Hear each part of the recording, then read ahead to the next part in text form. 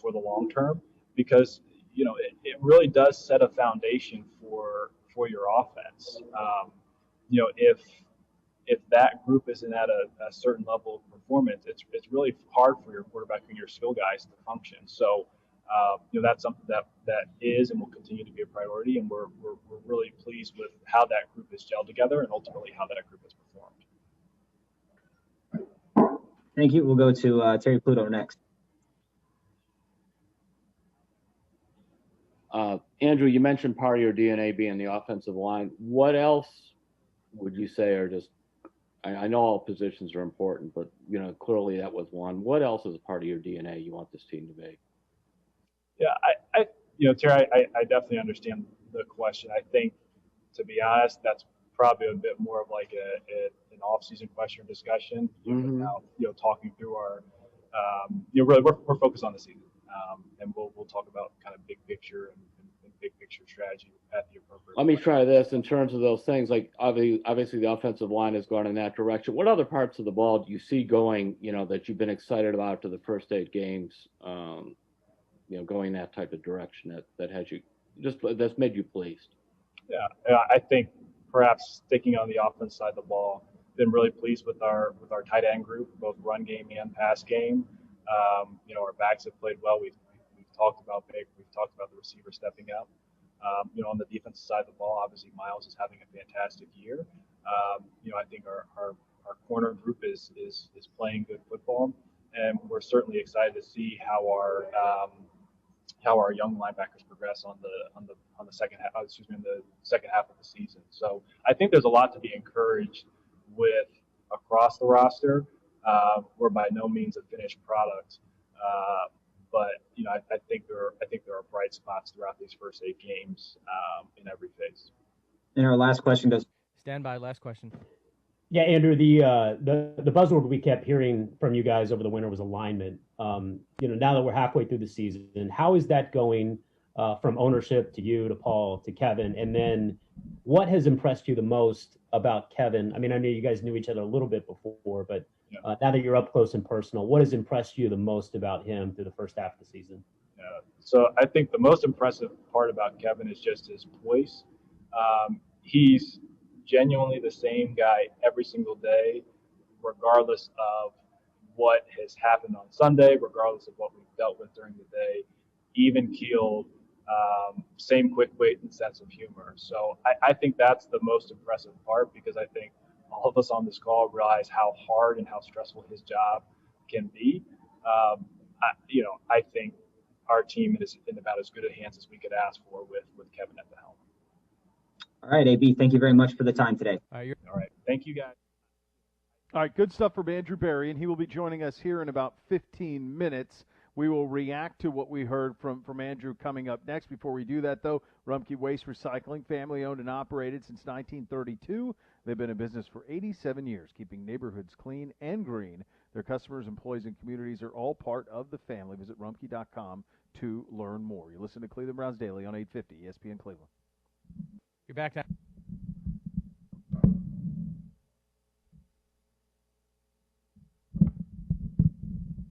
So this is just a short break, right? Yeah, I would say probably take this to 40 and then break. Yeah, and then okay.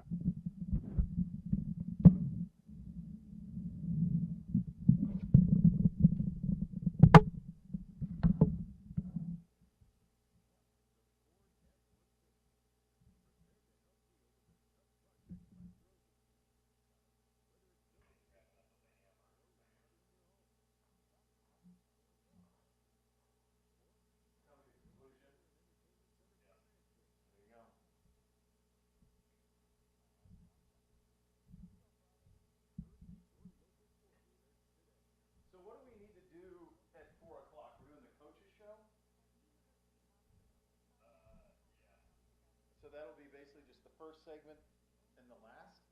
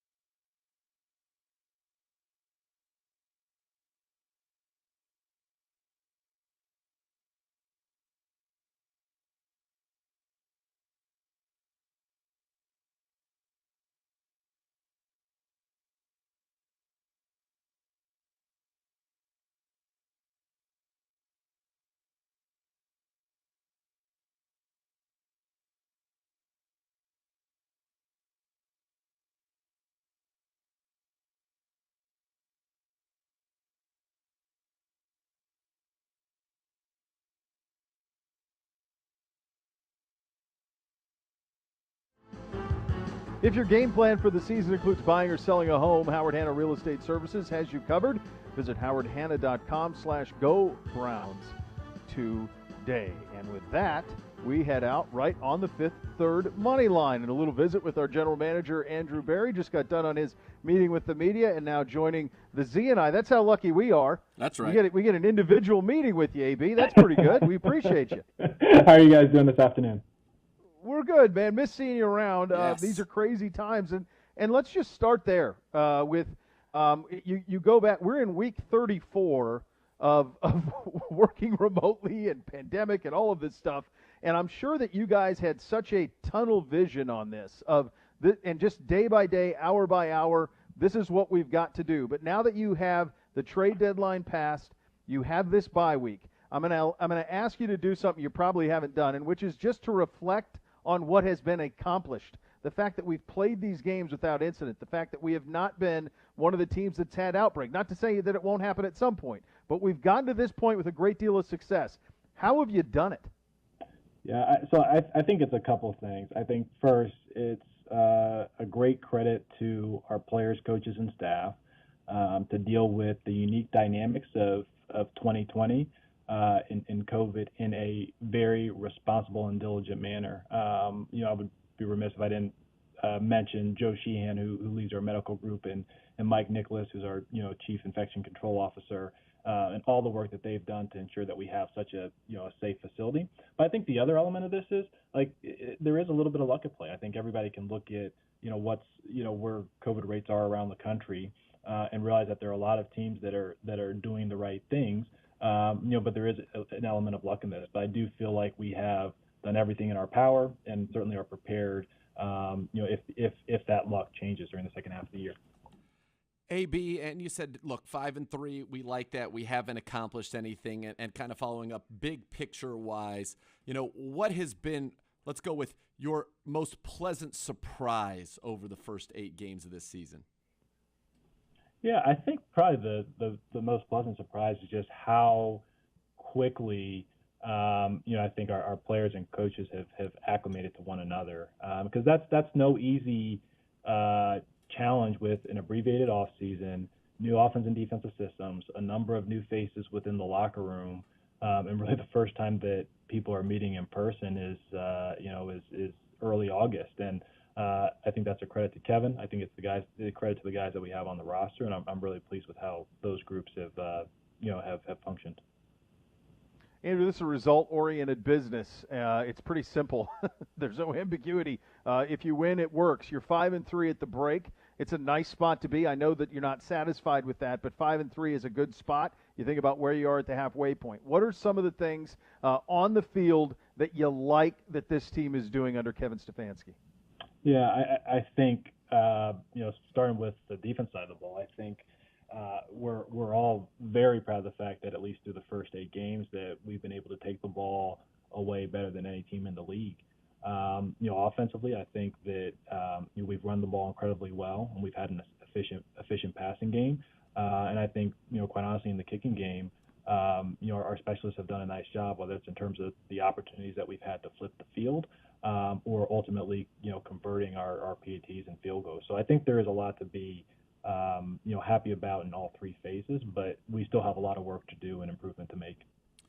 One thing that I imagine you're looking for is maybe, let's call it smooth the curve. You mentioned in your presser just how smooth Kevin Stefanski has been for you with his leadership style, with his demeanor every day. This offense, though, has not necessarily been smooth. 5 games over 30 points, 3 games in the single digits. What do you hope to see over the second half of the season from this offense as a group that will perhaps achieve a more consistent level of performance? Yeah, I think that's a fair comment, Nate. That we all, while we're encouraged by the start, I wouldn't just attribute it to the offense. I would say that Sure. We want to see continued consistency as we go into the back half of the year. 5-3 allows us to have all of our goals right out in front of us.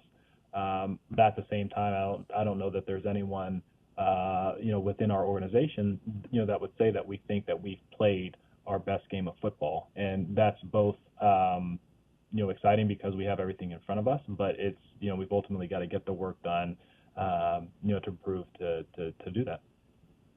Andrew, your job here, there's a couple of things to it. You're focused on this season. You're focused on the big picture, and with that comes the trade deadline. And we are certainly a team trending towards the playoffs, and that's something you want to do, make the playoffs, go win a Super Bowl. Those are the objectives. And so as you approach the trade deadline, if you can take me inside your mind a little bit, because obviously we're headed for a very different 2021 league year in terms of cap and how to deal with that. We don't know what that's going to look like. There's a lot of uncertainty.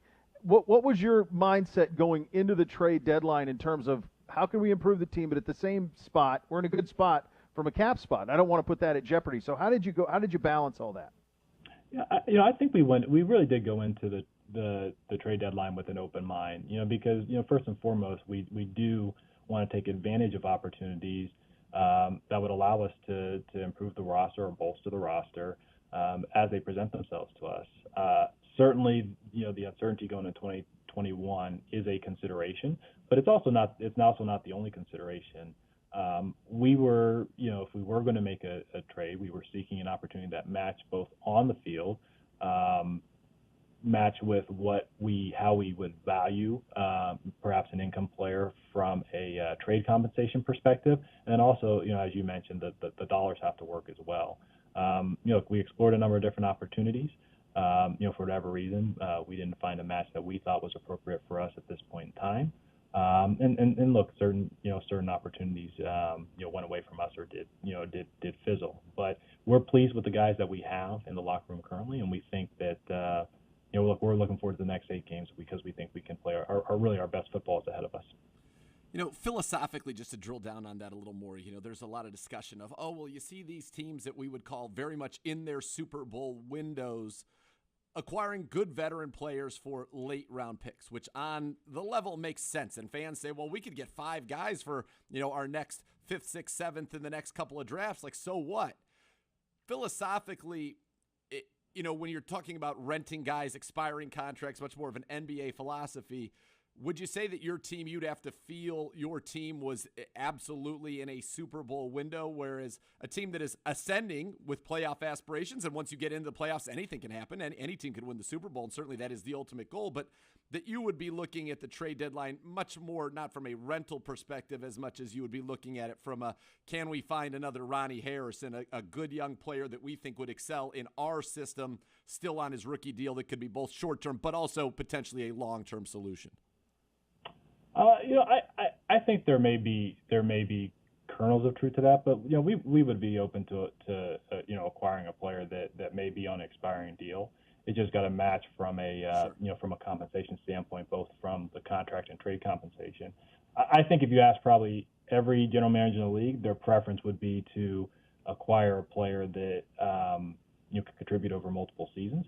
That's not typically what you find, around the trade deadline. So, I wouldn't necessarily pigeonhole us into one type of deal or one type of transaction. But ultimately, the player, the skill set, and the cost has to fit. Andrew, obviously the loss of Odell Beckham Jr., a big one.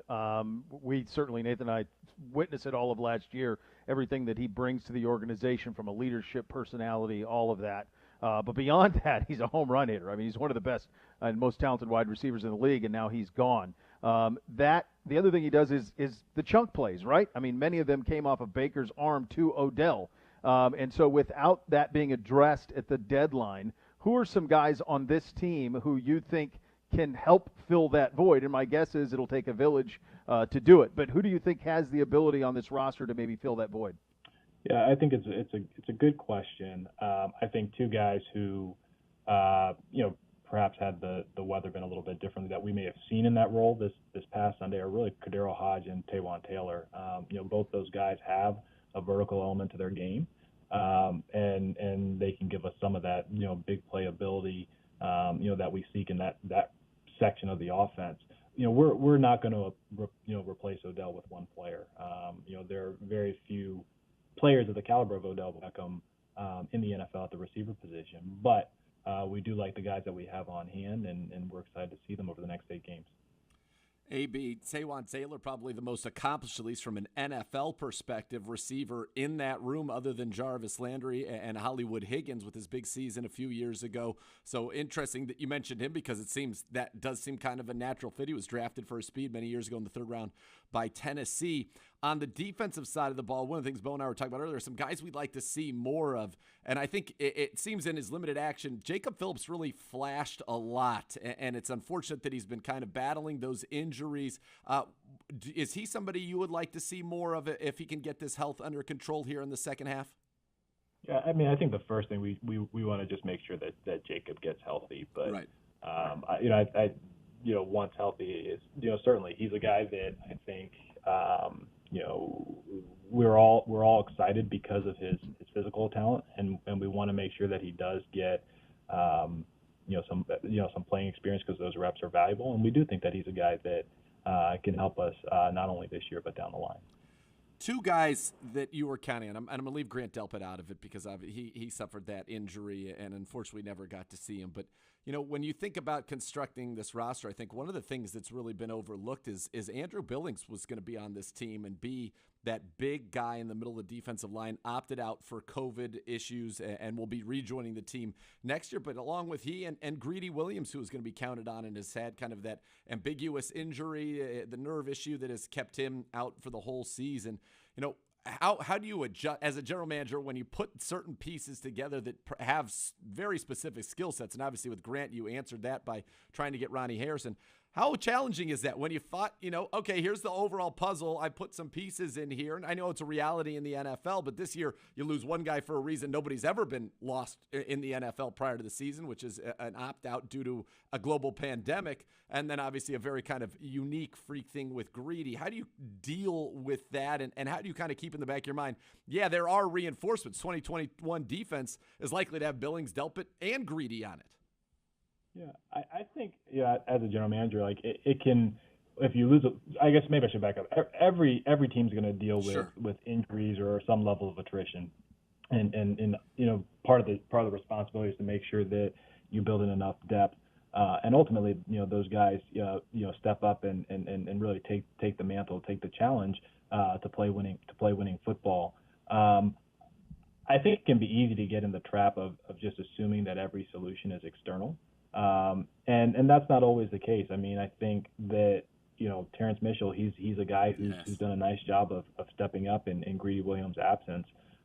We've seen productive snaps from Jordan Elliott and Vincent Taylor, who are already on the roster. So I am pleased with guys who have stepped up to help fill some of those roles. But you always remain flexible, whether it's an internal solution or an external one. Boy, Andrew, I mean, everyone does have injuries. We've had some significant ones, obviously. When you think about, I feel like us and the Niners have been hit the most, which is you're so appreciative of the record and what's been accomplished. Just from that standpoint, and you talk about Greedy, Teller, Chubb, Hoop, obviously Grant and Odell gone. But in terms of the health of those guys, are they progressing in a manner that we'll see them soon in the Browns uniform? Yeah, we're optimistic. All those guys are progressing. Obviously, they are on a number of varying timelines, and we'll deal with that on a daily and weekly basis. But we are certainly encouraged with the progress that they are making, and we do anticipate getting a number of them back over the course of the second half of the year. On Greedy specifically, that is such a strange one.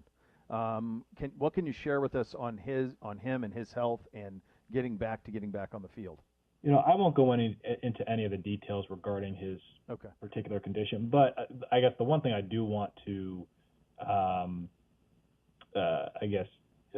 emphasize is he has done everything in his power and worked his tail off throughout the rehab process, staying in shape, ready to go.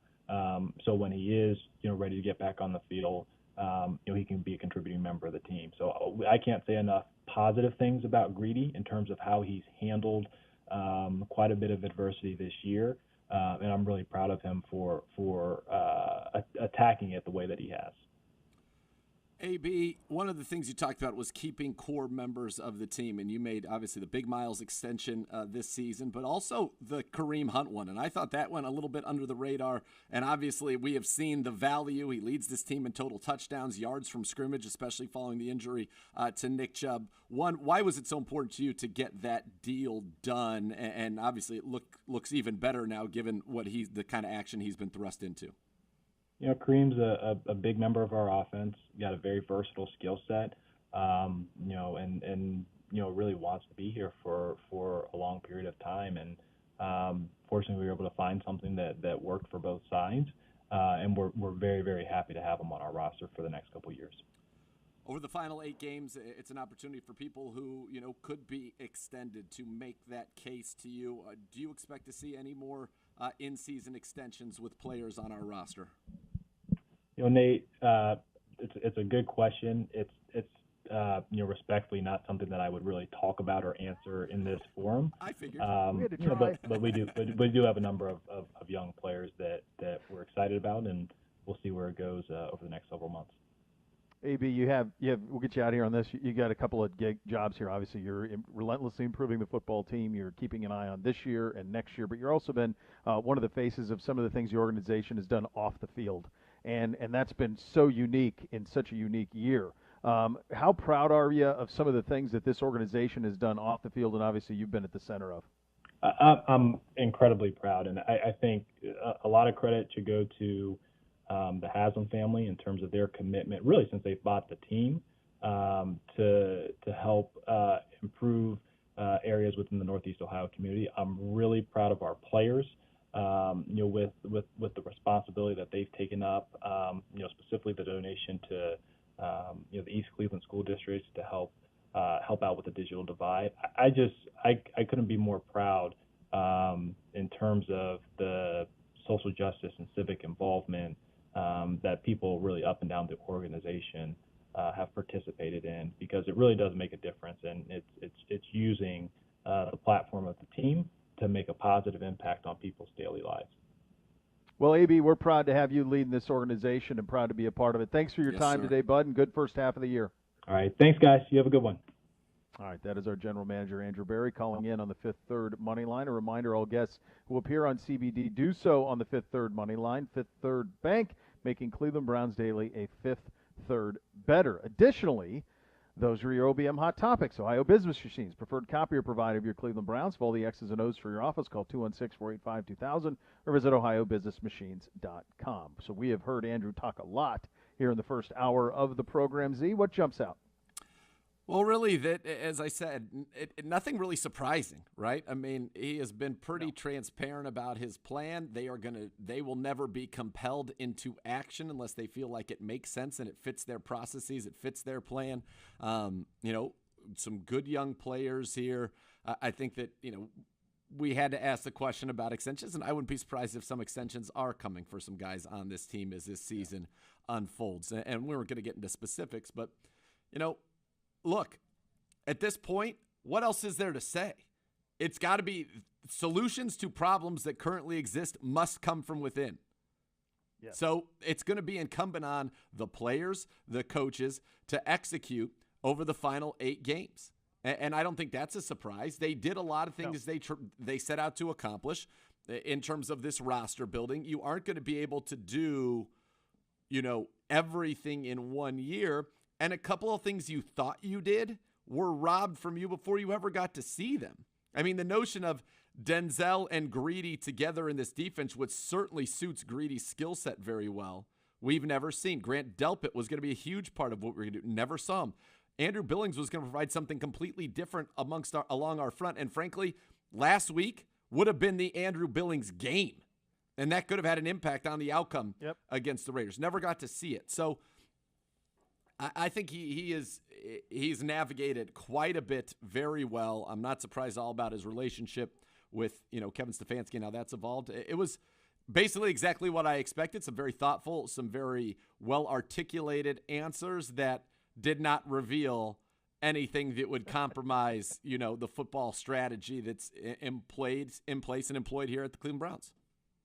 He's the best, and he does a fantastic job of being polite and not also giving anything up. Yep. So that's what you want. I mean, we work for the organization, so that's what you want there. If your game plan for this season includes buying or selling a home, Howard Hanna Real Estate Services has you covered. Visit howardhanna.com/go-browns today. You mentioned that if this team's going to get better, it's going to have to happen from within. I think one of the things that we can talk about at the top of the hour is, okay, then who on this? We asked the question specifically, where can the chunk plays come from? He mentioned Cadell Hodge, Taylor. Where do those come? How do you use this bye week to fix some of the things that ail you? And in terms of what ail you, it's evolving, but one of the things is where are the chunk plays now going to come from? And certainly on the back end of the defense. What does that start to look like? And also up front, because you're not getting the type of push that you want up front. Those are things we will discuss coming up at the top of the hour. Before we do that, though, are you a sports fan looking for a part-time weekend job?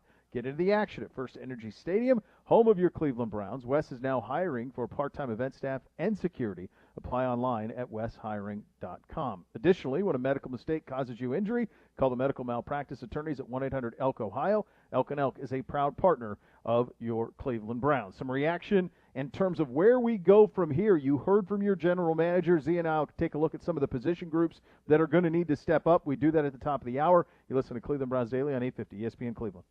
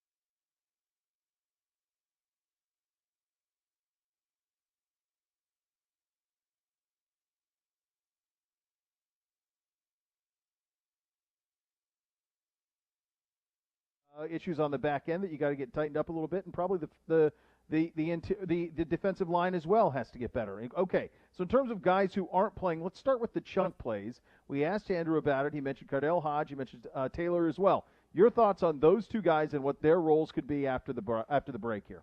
Yeah, I think it's going to have to come from Taywan Taylor. And you look at Taywan Taylor, he was a third-round pick. He's got very good speed. He's been standing out in practice. From the people that I've talked to, he's had great practices. I think if the weather were better, and you heard Andrew Berry say that, he was, I think, and remember, I said, maybe throw a dart on Taywan Taylor this week. I think he was more significantly in the game plan than what we ultimately saw because of the weather. But he's a guy, for his career, 53 catches, 697 yards, 13.2 yards per catch. He's got a 50-yard reception in each of the 2 years in the league that he actually played meaningful snaps.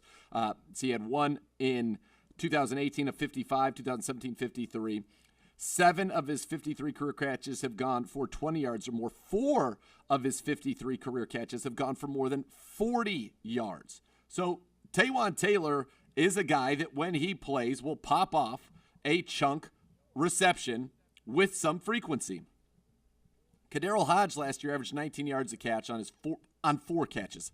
Obviously, way too small of a sample size, I think, to draw any actual conclusions from, especially because one of those ended up being that big play that accounted for the majority of his yards, I believe, on Sunday Night Football against the Rams. So that, I think you want to zoom in on one guy, it's got to be Taywan Taylor. That's who I think it's going to have to be. Hodge is averaging, again, 17 yards catch. Donovan Peoples-Jones, 18.7 per catch, but it's 3 for 56. I don't think that he's going to be that vertical top off the defense guy. And I don't know that Hodge is either. Yes, he has speed, but he's much more of a strider as a runner, whereas Taywan Taylor is one of those smaller guys, just fast. He's a fast football player. And so I think Taywan Taylor is the answer to this question. I think it's got to be Taywan Taylor. And you hope that he can step up. Again, I pointed out last week, Hodge, and again, this was not a huge passing game. But to run, 20-plus routes and not see a target, that's atypical. And so I think as more of a natural receiver, Taywan Taylor was drafted, put it this way, Taywan Taylor was drafted in the 3rd round of the NFL draft to be a wide receiver. Cardell Hodge made it in the NFL as an undrafted player who was a college quarterback who was a special teams ace. Yeah. Taylor's got the pedigree. Can he deliver on it? I don't know, but I do think he will get opportunities. I hope he gets more opportunities. He's the one that, just based on anything that I've seen, if somebody were to be successful in that role that's here right now, he would be that guy. Higgins is not a vertical guy. Landry's not a vertical guy. DPJ is more of that contested jump ball vertical guy, not just a straight take the top off the defense. His time speed obviously would indicate that he could be, but you haven't seen that per se so far this year. Taylor absolutely can do it. I've seen him do it in training camp. I've seen him do it in practice. So we will see what happens there. But that's the answer. To me, it's got to be Taywan Taylor, first opportunity. All right, let's move to the secondary, where we've had some issues giving up chunk plays the other way. And it's something that you and I had talked about. Sheldrick Redwine is a guy who, when thrust in, was very solid there. You like a lot what you see with Harrison. And also Carl Joseph is there, and he's been in and out. Do you think that they will use this bye week to move that rotation a little bit? I don't know. You would have thought that there would perhaps have been some movement already, right? And we haven't seen that. So Andrew Sendejo is one of the guys who's played every single snap for this team on defense. Has he struggled in coverage? I think that would be fair. Are all of the plays that are assigned to him by the fans his fault? No. And I think we know that from the coaches. So it's hard to totally evaluate, but I do think, again, this is Nathan Zegura's eye and opinion alone. He seems to do his best work near the line of scrimmage. We've seen him make some very physical tackles in run support. He covers in that short area, it seems like, a little bit better than he does in the big area of space. And so would this be an opportunity? And maybe somebody else sees that. Maybe I don't know what I'm talking about. Also possible. I've never claimed to be an expert on safety play in the National Football League. But I do think that there could be some exploration of a Redwine-Harrison tandem or a Harrison Joseph tandem, keeping Sendejo very much in an important role. I think Sendejo would be an excellent dime backer. We've seen that, or a big nickel. We've seen him do that at various places in his career. The notion, though, that he's a guy that I think the coaching staff is comfortable with. I think he understands his assignments. I think he's going to give you everything he's got. But we have to remember, this is a guy that had a very long career. He had been with Minnesota. They moved on from him. He goes to Philly last year. He does not last the season on a Philly team that had real secondary issues and comes back to Minnesota. Familiarity is what brought him here. I don't think the expectation ever was that Andrew Sendejo was going to play every snap for this defense. That's the position we're in, due in large part to the injury to Grant Delpit. Is this a time that could be evaluated? Perhaps. I think we need to figure out what's going on at that position, and I think we need to figure out what's going on at linebacker, and I think we need to figure out how to get more productivity. And AB alluded to this, that Olivier Vernon was finally healthy last week and he had 2 sacks, and that Claiborne, who had sacks in each of the first 2 games, remember, he got hurt, though, on that Thursday night against Cincinnati, has not been the same. And I think that's very apparent to the eye test. So no question. Yeah. I thought Gustin, by the way, last game gave you a little something. He did. Health, I think, is going to go a long way with those 2 vets. But I do think we have questions at linebacker and at safety, at free safety. Ronnie Harrison, the only question I have is, what was Jacksonville thinking? But that's a tough one to sort out. Fine. Good. Happy they did it. Yeah. I do feel like our linebacking core, and this is something that people talk about, and you've heard this in college football, I think you talk about all the time. We have a lot of guys that make a lot of tackles, but further down the field than you'd like those tackles to be made. Yeah. And those in the stat sheet, they show up as tackles. They show up, being right there, but it means either somebody's catching the ball on them or the runs are getting further down the field than you'd like. And we're missing too many tackles, frankly, I think. Yeah. You think Jordan Elliott's got a chance to make an impact here in the last half?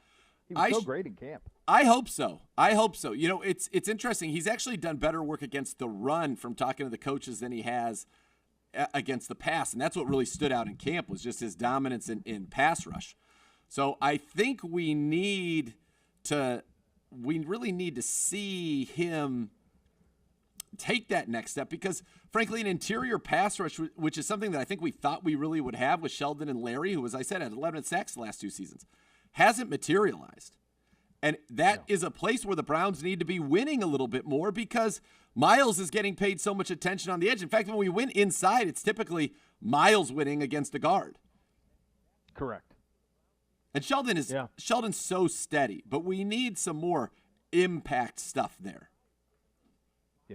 Yeah, those are really, when you think about where you are at the halfway point at 5-3, and you think about what you need to do to be able to match that in the second half, those are the 3 areas that come to mind, because in many instances, reinforcements are coming. Nick Chubb is coming back. Wyatt Teller is certainly coming back. Austin Hooper is coming back. Those things will happen in time.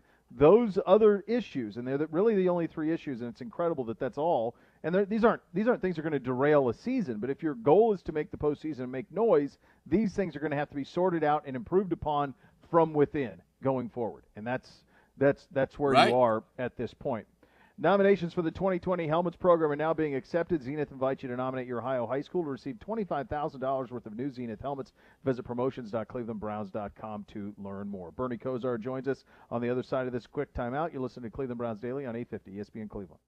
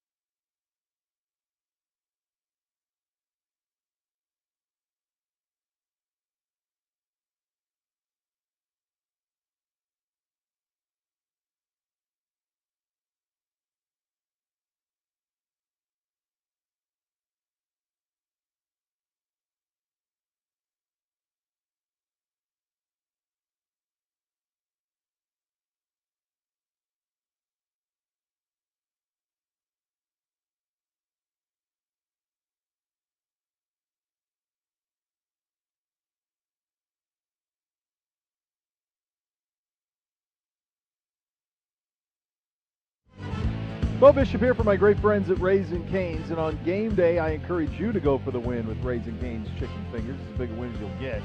Pretty simple to stack your roster with delicious hand-battered cooked-to-order chicken fingers and cane sauce. It's the best. Huddle up with crispy crinkle-cut fries, coleslaw, buttery Texas toast, and top it all off with freshly made tea and lemonade. Raising Cane's Chicken Fingers, proud sponsor of our friends at the Ohio High School Association, Ohio State Athletics. Raising Cane Chicken Fingers, one love. And with that, we head out on the Fifth Third Money Line and visit with our good friend Bernie Kosar, as we do every single week at this time. Bernie, how you doing? Beautiful day out there, man. Beautiful day, Bo, and now I missed lunch, so you have me a little hungry here. After Me that too, lead man. Thank you. I'm with you. I miss a lunch as well. That's a real shame. Unfortunately for me, it was Gibbs who kept me from doing it. As for you, we can't answer for that, my friend. A bye week, halfway through the season, 5-3. You look at what this team's accomplished. You look at what's ahead of it, and what is first that comes to mind? Well, first that comes to mind is, thankfully, after last week's game, and we've been talking, at least I've been talking almost incessantly about the wind and the weather. We got all of the wind and weather that northeastern Ohio could provide for us that Sunday afternoon. So from a quarterback perspective, again, not trying to be a quarterback apologist to both quarterbacks. I thought they played phenomenal given the conditions out there the other day. In terms of throwing the ball, because physically you could see with the kicking game and the throwing game, that was not a good day to be a offensive player wanting to throw the ball downfield. But being 5-3 at this point, is disappointing as the loss was Sunday, coupled with the way we started the season at Baltimore. To sit here in the bye week at 5-3 and be in the heart of playoff contention, I think the team should really be basically happy with where we're at right now and looking about how do we get ourselves healthy this week to get ready for the second half of the season. And like Coach Stefanski's mantra has been each and every week, win the week, go 1-0, do the best you can today. Tomorrow takes care of itself. Let's get healthy this week, and let's figure out somehow, some way to beat the Texans next week and go 6-3 and stay in playoff contention. Bernie, I want to, real quickly before we move on, we got a lot we could get to with you, but you've experienced that stadium and that location in those conditions. And when you watch it on TV, you say, oh, no big deal. The wind's blowing behind him. We ought to be able to throw the ball deep down the field. Is that what it's like when you're down there? Take our fans through what it's like to play quarterback on a day like that one. Okay, I'm not saying this to be funny. The wind is never at your back in Cleveland Stadium. You are never throwing downwind. It just swirls, and you could see by the way the ball was just engulfed by the jet stream the other day. It's impossible to, and that actually reminded me, as I was coming to this First Energy Stadium the other day and coming in, I actually came in when the Raiders bus came in, so I had the honor of walking in with their owner, Mark Davis. And as we were walking in together and kind of feeling each other out, talking about trying to find out what's going on and talk without really saying too much in terms of giving up strategies for the game. But I always, his father, the late, great Hall of Famer Al Davis, always used to stand on the 50-yard line and try to intimidate the opposing team in pregame warm-ups. And I always would go up to him and kind of joke with him about how we're going to beat them today. And I used to love the way the Raiders were a physical running team, and he used to love to throw bombs. And Mark Davis said before the game, we were talking about Carr and the quarterbacks, and we were talking about, hey, I like the way they're throwing the ball, and they've been moving the ball. And actually, the Raiders' offense somewhat took a page, I think, out of the Cleveland Browns offense Sunday, where they were running the ball, moving the pocket, doing bootlegs and play action to get those safe, kind of easy throws to move the sticks, almost like the Browns have been doing, unlike the Raiders used to do with the late, great Al Davis of throwing bombs. And Mark Davis kind of said, hey, I'd like to see us hit more bombs, more deep throws today against the Browns. And I didn't say anything, but I thought to myself, boy, that's beautiful, because there's no chance a deep throw will be completed today. and you saw both teams. I think each team attempted just one throw over 20 yards in the game on Sunday. Yeah, I was down there, not pleasant out on the field, Bernie, and certainly I could imagine it would be difficult. I saw how much the ball moved, and, I felt on some of those throws. Nathan, you didn't look too festive. I was not festive. I was festively cold. I was like an icicle. I needed to get home and get warm and get festive very quickly. But one thing I noticed, and try to put this into perspective for people, is especially going to the dog pound end where the Browns did have a couple of their drops, I could tell from where I was on the sideline, the ball was moving. When you go into those winds, it's not so much that it pushes it. I felt like it was pushing the ball toward the sideline, but it almost makes the ball kind of jump up and down a few inches as it knifes through the wind. What's it like for a quarterback and a receiver in those conditions? Because to my eye, again, amateur eye, sideline, the ball was moving on some of those. Well, your amateur eyes are absolutely 20/20 because the ball does move, and there's actually 3 to 4 different planes where the ball does move. And this may get a little too long-winded or intricate into it, and Phil Dawson and me could go to town talking about this for days, but from the crossbar and below is one sequence of wind flow, and from the crossbar to the top of the goalpost is another way the wind flows. And for us quarterbacks, that tends to be important from the crossbar to the top of the goalpost, because whatever way the flag's blowing in our stadium, on the field, it's blowing opposite of that between the crossbar and the top of the goalpost. Yet, when it gets above the goalpost, up in the top tier, now it does go with the way the wind blows. So a ball's starting from below the crossbar to above the crossbar to above the goalpost, goes through a inordinate amount of different wind, which is for a kicker is torturous, and for us quarterbacks throwing deep balls and those intermediate 25 to 35-year-old balls, it makes it statistically a better day for the defense. And it certainly was the case there on Sunday. From your perspective as a quarterback, you go into a bye week. You have a chance. I know the team does a lot of self-scouting. I'm sure you want to get away a little bit, but do you do, and will Baker Mayfield be doing some self-scouting, and what's he really looking for as things to identify, correct, or enhance over the final 8 games? Great questions and great points. And I'm not saying this, and this may sound like the old school guy who's probably too obsessively into football, and with this COVID virus and what's happening with the election, you can see there's a lot of things in life that could be as important, if not significantly more important. But on that bye week, I know we'd all like to say, hey, it's good to get away, it's good to relax, it's good to forget about it. I absolutely don't go with that line of thinking. In the heat of the game and the competitiveness of this season, I don't believe we're light switches and that that we could just turn off us mentally from our preparation and focus, self-scouting, and then starting as the weekend gets closer, start thinking about the Houston Texans and how we're going to beat them, because we have extra days to prepare and analyze and 8-game films to look at them. So from a mental standpoint, I absolutely don't want to be checking out. But from a physical standpoint, you should absolutely be getting yourself healthy. Don't stress yourself out. It's still a long season, the second half, the stretch run with the playoffs. Let's get your bodies healthy this week and mentally challenge yourself. And actually, don't get away, but mentally keep your head in it. Bernie, one thing we've been talking about is how the Browns are going to replace, we mentioned this with Andrew Berry, and they said not one person can do it, but replace the vertical element. You were talking about Al Davis wanted to throw it down the field. The Browns do too. That's a part of this offense, and really their big plays have come from either great scheme design on some of those leak concepts, etc., or from Odell getting down the field. Well, we know Odell won't be able to do that.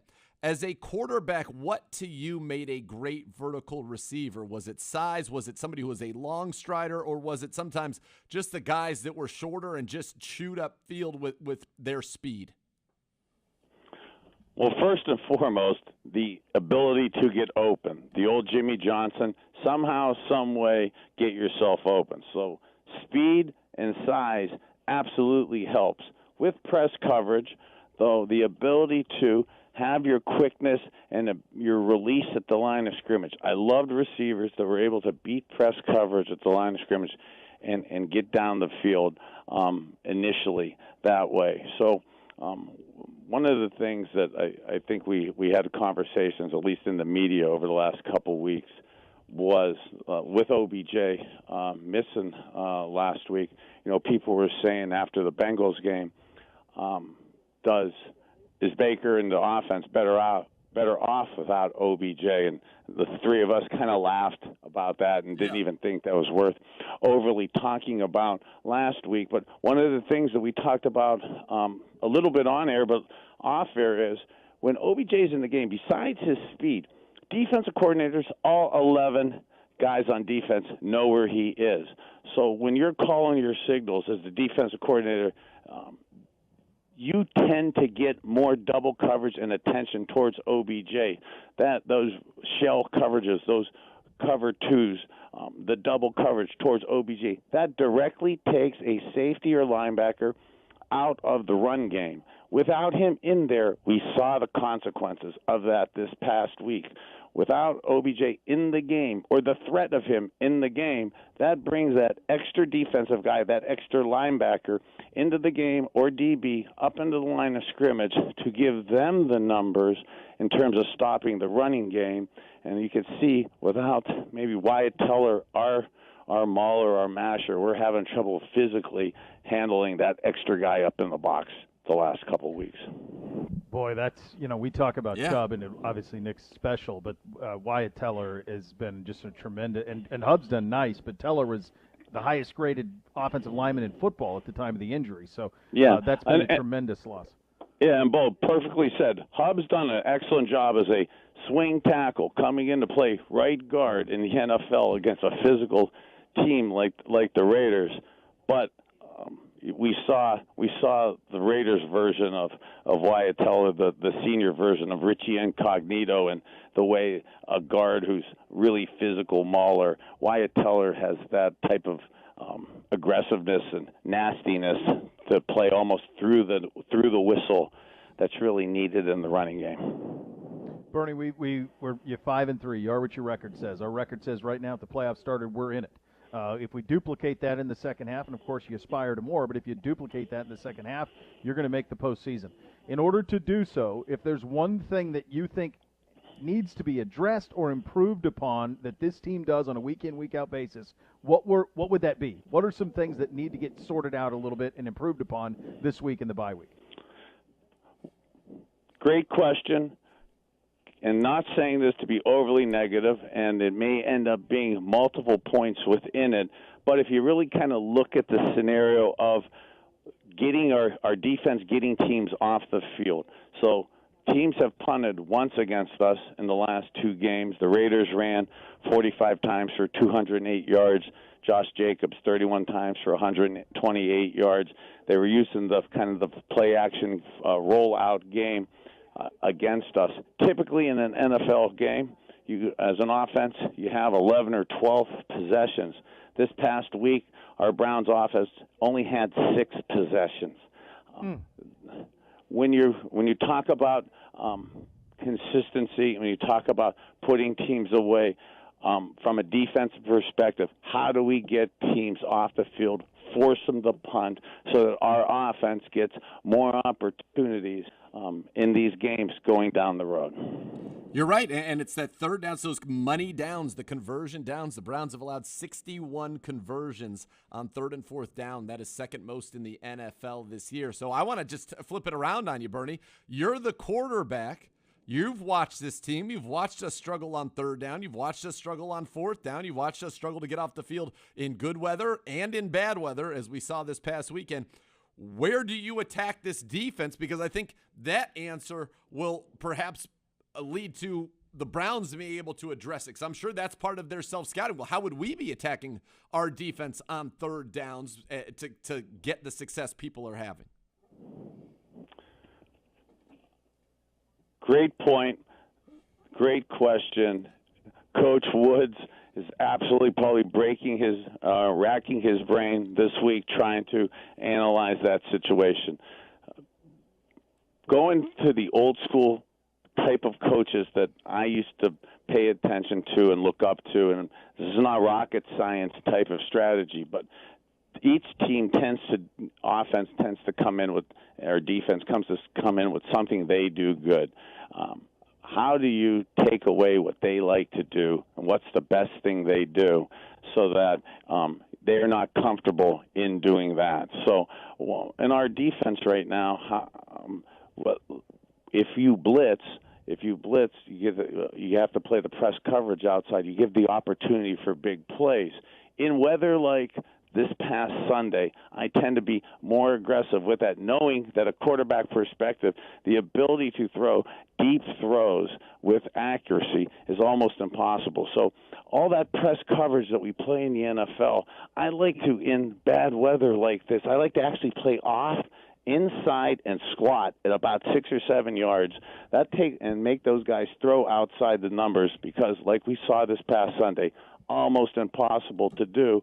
Now you're able to, with two cornerbacks, take away the outside and then load up the middle with your extra guys. And God bless you if you could run the ball against that, because the way the Raiders ran the ball against that skeleton kind of shell defense the other day, I think allowed them to control the clock, and then kept our possessions down to where we got 6 shots at scoring against them.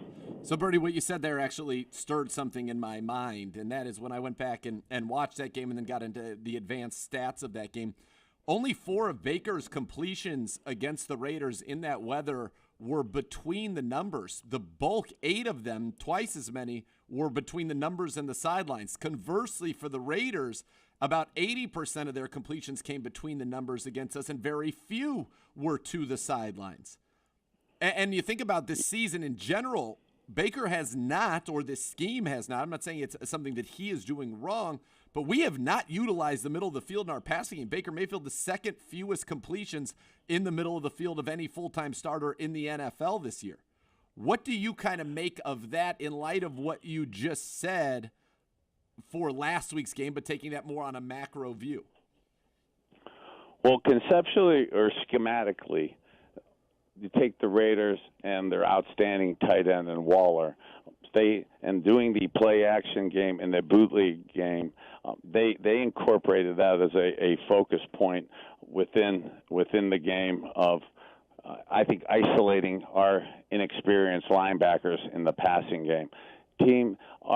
Our team, with the running game and then being so physical and so successful so far this season off the running game, it is natural that the first wave of plays on first and second down that you would be throwing off of a strong running game would be those play-action bootlegs, more outside type throws that are more slot to flat, as opposed to in the middle of the field.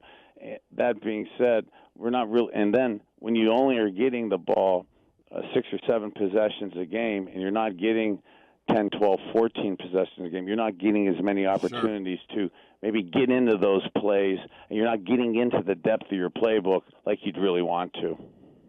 Bernie, you're the best. The best. Thanks, man. Appreciate you. Get some lunch. Enjoy the bye week, everybody. God bless. Go Browns. Go Browns. Absolutely. The great Bernie Kosar joining us on the Fifth Third Money Line. A reminder, all guests who appear on Cleveland Browns Daily do so via the Fifth Third Money Line. Fifth Third Bank, making Cleveland Browns Daily a Fifth Third better. Are you obsessing over something like football? Well, you know that can be a problem, but if you're obsessive over gambling, it can be downright dangerous. Do something to take your mind off it. Find a hobby. Want more tips like this? Very simple. Go to keepitfunohio.com for great ways to keep gambling fun. Gibby has tasked us with doing something. We're ranking things, Z. We will do it coming up next. You listen to Cleveland Browns Daily on 850 ESPN Cleveland.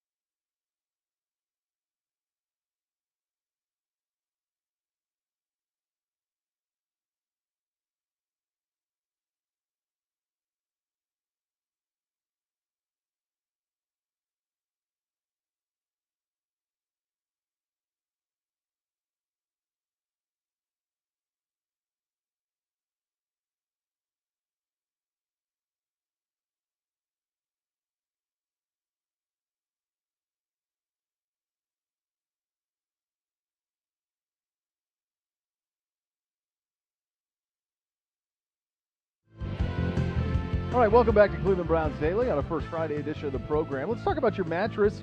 It could be to blame for a bad night's sleep, back pain, or discomfort. If you've gone mattress shopping at traditional furniture stores, you've seen those outrageous prices. At Northeast Factory Direct, they've gotten rid of all of those extras so you get the same quality mattress for a fraction of the cost. Alex partnered with a manufacturer here in the United States that makes mattresses exclusively for Northeast Factory Direct. I'm telling you, anything mattress related, they've got you covered. Pillow top, memory foam, gel foam, all the sizes. Best part is, ton of mattresses in stock right now. They're ready to deliver them to you. You can get them right away. Check them out, West 140th Street in Cleveland, Lakeland Boulevard in Euclid, or Freeway Drive in Macedonia. You can also shop them online anytime at northeastfactorydirect.com. Before we rank our top 10 teams in the NFL, as Gibby is tasked us with doing, what did you make of last night, buddy? Just from the standpoint, from the election, a couple of things jumped out to me. Number one, these touchscreens that these guys have are incredible. They're incredible. To be able to go from county to county and go, this is what it is now, here's what it is 4 years from now, here's what it was 8 years ago, 12 years ago, like that was the first thing.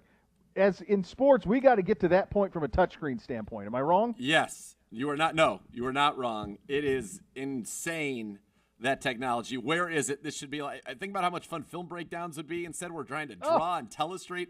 No, let's just say whatever that is spectacular. And it was already, and it was preloaded with so much information compared to this year, compared to that year, this county, boom, boom, boom, all of it. Yep. It was stunning.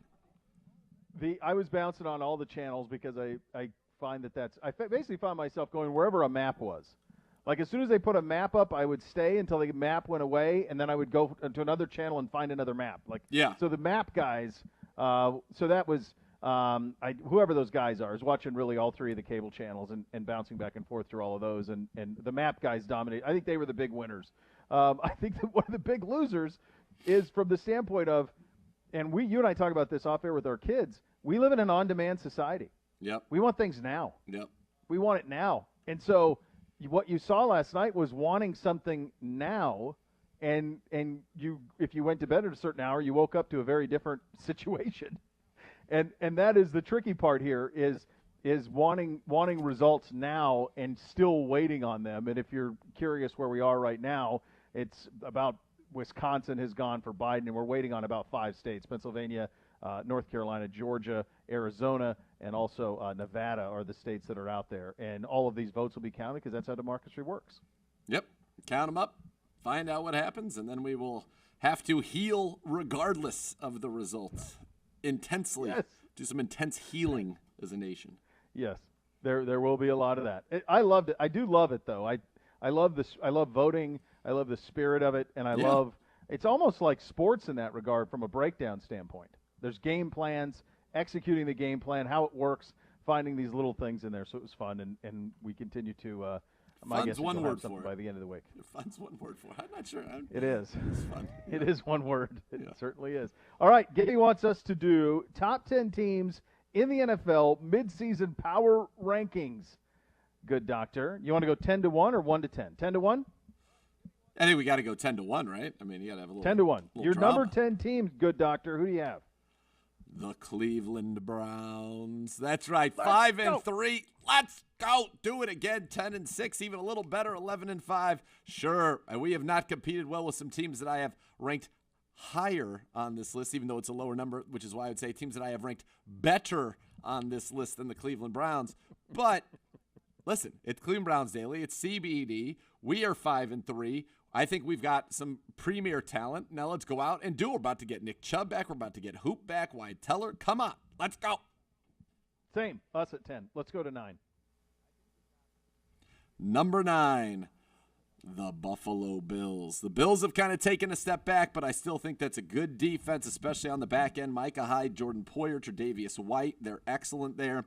They can get after the quarterback. They've got, I think Zach Moss is starting to show add a little dimension alongside Singletary, that backfield. Diggs was a great acquisition. Cole Beasley is very reliable. And Allen's in a little bit of a rut, but they've still been a very solid team, and I do think they have an opportunity to be even better here in the second half. They've kind of been a tale of two teams. Number 9. Yes. Number 9 for me, your New Orleans Saints. I have the Saints at number 9. Some of the same reasons. They've accomplished what they have without Michael Thomas really being a part of the action. And theoretically, he will be at some point. Manuel Sanders will come back at some point as well. So they'll have some things that they can do. And it's a reminder of Alvin Kamara.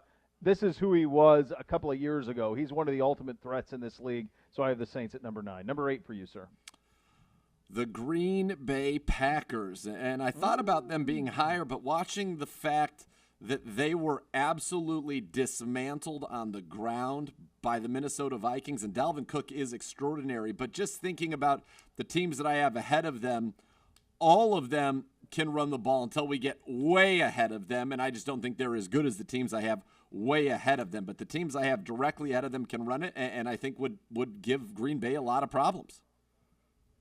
Number 8 for me, your Arizona Football Cardinals. I like how dangerous that team is. I like that offense. I like what Kyler's going to do. I like the fact that the 49ers are coming back. Just too many injuries.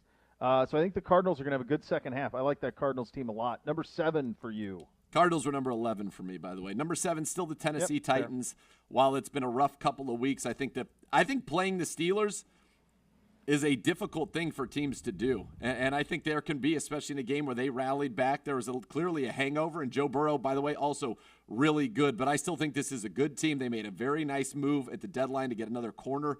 They're the team, by the way, when I keep talking about the Browns giving up the most second most conversions on 3rd and 4th down combined, it's Tennessee that's actually first. So they're forcing a lot of 3rd downs. They haven't been able to convert. Getting some secondary help should help them. Same. Tennessee 7 for me as well. 6 for you. Saints. I think their defense is going to get better. Maybe I'm having faith in something that just isn't happening, but it should be a good defense. They're where they are. They're getting Michael Thomas back. Kamara might be the best player in the league right now, and so I still have some belief in them. Jared Cook's a lovely tight end in that offense. I still believe in the Saints. I have Green Bay at 6. Sometimes weird things happen in divisional games, so sometimes that happens. Give me Green Bay at 6. Who do you have at 5? The Baltimore Ravens, and they're a team that has flaws, but boy, they're still tough and dangerous. So we have. I'm guessing we have the exact same top 4. 4. Who do you have? Seattle. Defense too bad. Oh, we just swapped.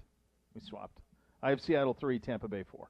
See, Tampa you have Tampa Bay all the way at 2. Tampa Bay, it can score on Seattle, but they have a very good defense that I think can slow down Seattle. I think they're a more complete team. They certainly could. They probably are. I just think as special as Russ is, that might be enough to overcome all of that in terms of how well. Like, to me, he's the MVP of the league at this point. So you have Seattle 3? Tampa Bay 3? Tampa 3, Kansas City 2, and the Steelers number 1. Same order then. So then the question becomes, if you were betting the vast Zegura estate on the Chiefs and the Steelers in an AFC championship game, who would you go with? Boy. Because I'm with you. I have the Steelers 1 too, but I think I would bet it on – I'd bet your estate, not mine. I'd bet yours on Is Kansas it in City. Pittsburgh? Is there a crowd? No fans. What does it matter? No crowd. You can have it in Pittsburgh if you want. Well, if they would be the 1 seed in this scenario, we are saying they're number 1. I would, at that point, if they had run the table that far and have looked as good as I think, I would still stick with Pittsburgh because I think they are a more complete team. But I would probably abstain from voting or betting because I would not want to bet against Pat Mahomes because I feel like betting against Pat Mahomes can make you feel dumb real quick. Brilliant Electric Sign Company, Northeast Ohio's largest full-service sign company, serving their clients for over 91 years. Contact the experts at Brilliant Electric Sign to provide you a state-of-the-art signage solution that's going to grow your business. Visit them at brilliantsign.com. You listen to Cleveland Browns Daily on 850 ESPN Cleveland.